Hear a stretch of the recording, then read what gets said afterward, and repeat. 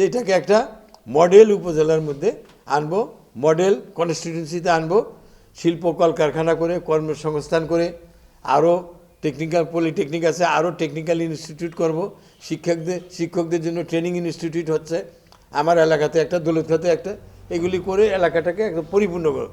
Gas ভিত্তিক শিল্প কলকারখানা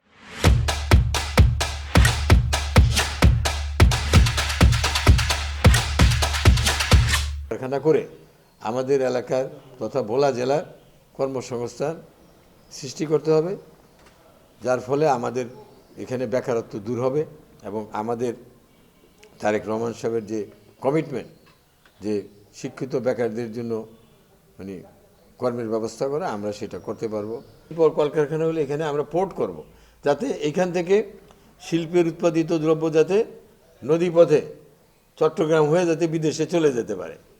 এছাড়া ইলিশ মাছের প্রিজার্ভ করার জন্য আমি এখানে ব্যবসায়ীদেরকে উদ্বুদ্ধ করে এনে ইলিশের কোল্ড স্টোরেজ করাবো, যাতে বছরে যখন ইলিশ পাওয়া যায় ওই ইলিশটাকে যেন কোল্ড আলুর মতো কিনে যেন এখানে ফ্রিজিং করে রাখা যায়, আবার যখন অফ সিজন থাকবে তখন যাতে মানুষ ইলিশ মাছ খেতে পারে। নদীতে যারা জেলে তাদের জেলে কার্ড এগুলি মানে দলীয় ভিত্তিতে এগুলি দেওয়া হয়েছে এবং দলীয় লোকরা পায়, প্রকৃত জেলেরা পায় না।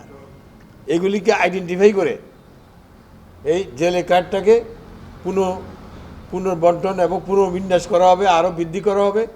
আর চরগুলিতে যে ডাকাইতের উপদ্রব, চরে মানে আমার জায়গায় আপনি দখল করছেন, আপনারটা আমি দখল করছি, এটা থেকে পরিত্রাণ করতে হবে।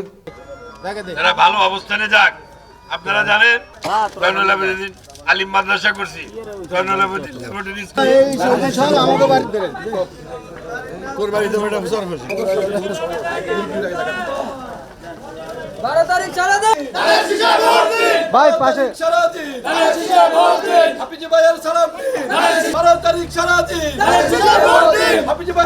আমি যেরকম সারা পাচ্ছি ইনশাল্লাহ আলহামদুলিল্লাহ, আমি তরুণ প্রজন্মের যে রাজনীতি যেটা উপহার দিয়েছি মনে হচ্ছে যে মানুষ এটা গ্রহণ করছে। এবং আমি দৌলত খান এবং বড়দিন প্রত্যেকটা ইউনিয়নে চষে বেড়াচ্ছি, প্রত্যেকটা ইউনিয়নে, প্রত্যেকটা ওয়ার্ডে এবং প্রত্যেকটা বাজারে আমি ছোট ছোট করে আমি প্রচারণা চালাচ্ছি এবং এগুলো অনলাইনে আমাদের আমি ছেড়ে দিচ্ছি এবং অনলাইন থেকে এগুলো গ্রহণ করছে, মানুষ এগুলো রিসিভ করছে।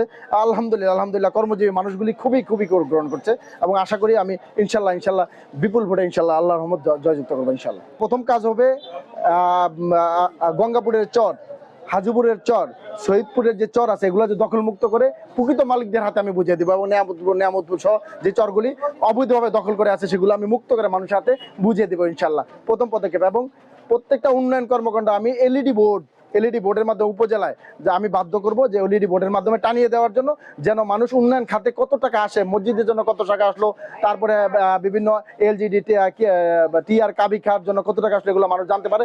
এই কাজগুলো মানুষ স্বচ্ছভাবে যাতে মানুষ জানতে পারে যে আমার মসজিদের জন্য এত টাকা আসছে, দৌলত খান বানানোর দিন এই মসজিদগুলোতে এত টাকা আসছে, এই টাকার জন্য সঠিক ব্যাপার, এই কাজগুলো প্রথম করবো।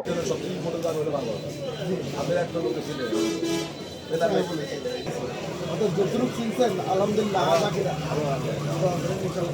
20 দিনে 20 লাখ সব মিলে ধরেন 1.5 কোটি।